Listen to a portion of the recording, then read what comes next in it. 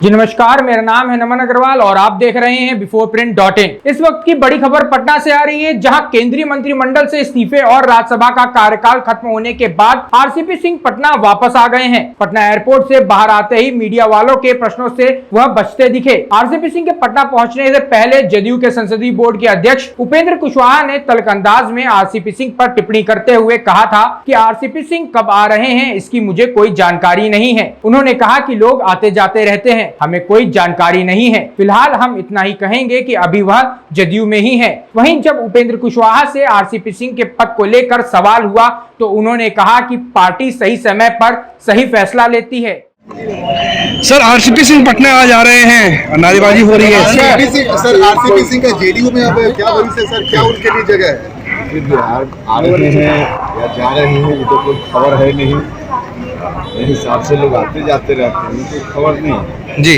JDU में भविष्य की बात है तो जेडीयू में है, बस अब सबको को मालूम है कि जेडीयू में है। लेकिन जो कार्यकर्ता यहाँ पहुँचे हैं वो कह रहे हैं कि हम जदयू में नहीं, आरसीपी के कार्यकर्ता हैं हम लोग, जदयू हम लोगों ने त्याग दिया। अब खुद ही कोई कहे कि त्याग दिया तो फिर हमसे सवाल पूछने की जरूरत कहाँ है? सर अभी जेडीयू में उनकी भूमिका क्या रहने वाली है? जदयू में भूमिका क्या रहेगी? है बस इतनी उनकी भूमिका फिलहाल है सर।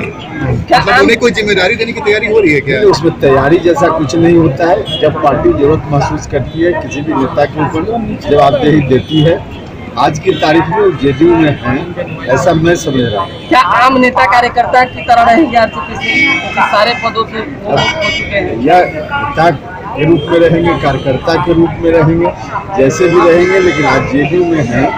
उन्होंने जेडीयू से इस्तीफा नहीं दिया है ऐसा मैं महसूस करता हूँ।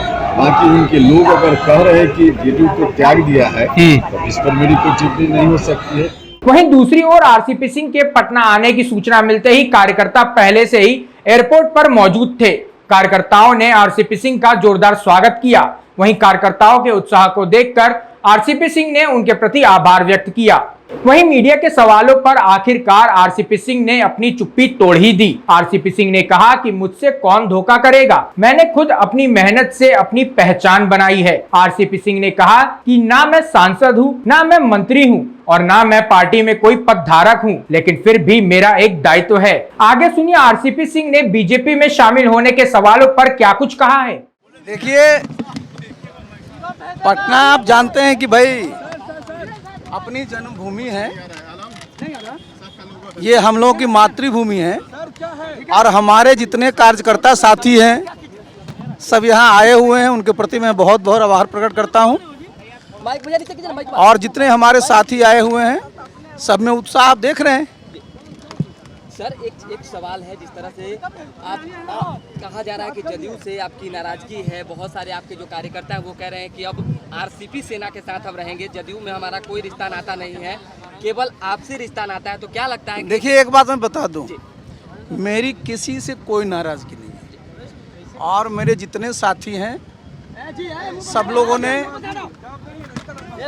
इस पार्टी के निर्माण करने में, इस पार्टी को मजबूत करने में और बूथ स्तर से लेकर करके राष्ट्रीय स्तर तक काम करने में महत्वपूर्ण भूमिका निभाई है।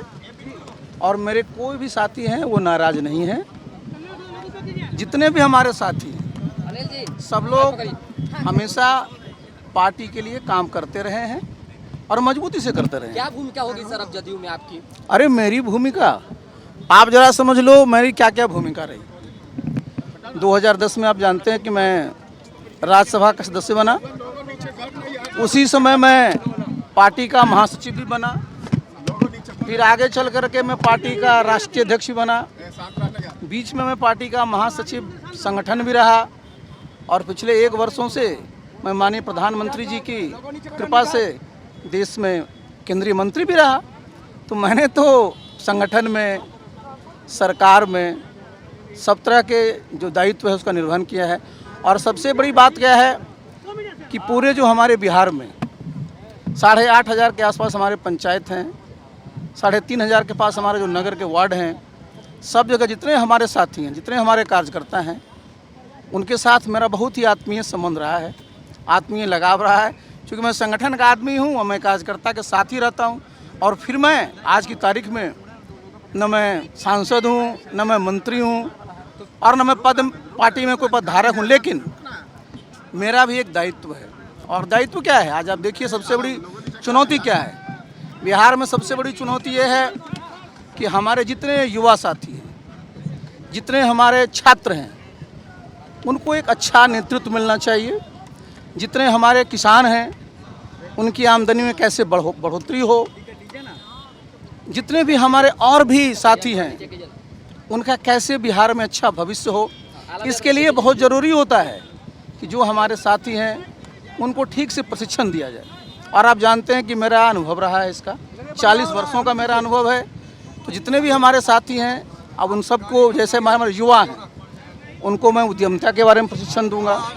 जितने हमारे किसान हैं, उनको मैं जो हमारी प्राकृतिक खेती है, कैसे खेती लाभकर हो, कैसे हमारी धरती माता की और भी उपजाऊ है वो बढ़े, इन सब पर मैं अपना प्रशिक्षण करूँगा। एक फोटो वायरल हुई थी क्या बीजेपी में जाने को लेकर? अच्छा सुनिए, आप लोग जो है मीडिया के लोग हैं जनाब, और आप लोग क्या, आप जरा समझिए, जो सामान्य कर्टसी है उसको भी आप लोग किस तरह से रख दिए। आप जरा समझिए हुआ क्या था। जी बताइए सर। मैं गया हुआ था कहाँ? तिरुपति। और क्यों मैं गया हुआ था? क्योंकि मैं इस्पात मंत्री हूँ, और हर एक मंत्रालय में मंत्री के नेतृत्व में एक मंत्री जो वहाँ होता है, एक समिति होती है, कंसल्टेटिव कमेटी होती है, और उसकी बैठकें की जाती हैं। हमारा मंत्रालय पहला मंत्रालय भारत सरकार में रहा जो कई वर्षों के बाद 6 मीटिंग किया एक साल में, और उसी मीटिंग के संदर्भ में मैं गया हुआ था। उसके बाद हम लोग 2 तारीख को हमारा जो वहाँ पर हमारा NMDC है, नेशनल मिनरल डेवलपमेंट कॉरपोरेशन, उसने पिछले वर्ष, पहले का रिकॉर्ड था 30 मिलियन टन उनका उत्पादन होता था, पिछले वर्ष 42 मिलियन टन किया। तो हमारे जो साथी थे, उन लोगों ने, उनका हेडक्वार्टर है, उनका अनुरोध था, और उसी में मैं वहाँ पर पहुँचा था 1 तारीख की रात में हैदराबाद में।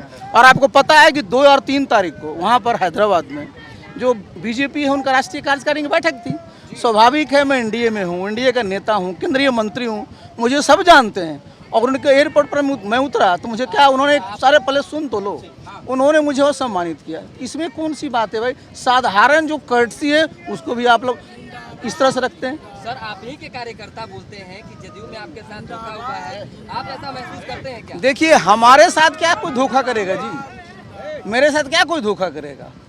देखिए, मैंने बताया ना कि भाई मैंने अपने परिश्रम से, मैंने अपनी ताकत से अपनी एक पहचान बनाई है, और वो पहचान और बढ़ेगा, क्योंकि मेरे में जो आत्मविश्वास है और मेरे में जो सकारात्मक सोच है और जो ऊर्जा है, उसमें कोई कमी आने वाली है? अरे वो देखिए, हम सीधा आदमी हैं और हम सीधा चलते हैं। और हम बता तो दिए, मैं आ गया हूँ ज़मीन पर, मैं अभी अपने गांव जा रहा हूँ, मैं अपने गांव में रहूँगा, और वहाँ पर मैं अपने कार्यकर्ता जितने हमारे बिहार में जहाँ जहाँ भी मुझे बुलाएंगे सब जगह मैं जाऊँगा। अरे देखिए, पार्टी में किसको कौन निकालता है इससे मेरा क्या लेना देना। देखिए, लेकिन एक बात है, कहीं भी, चाहे आप पब्लिक लाइफ में हो, प्राइवेट लाइफ में हो, कभी भी किसी के साथ विच हंटिंग नहीं होनी चाहिए, वो आपको पता होगा।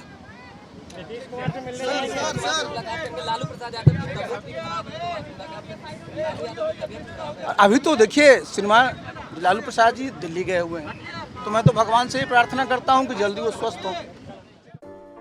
अगर आपको हमारा वीडियो पसंद आया हो तो इसे लाइक करें, सब्सक्राइब करें और साथ ही बेल आइकन दबाना ना भूलें।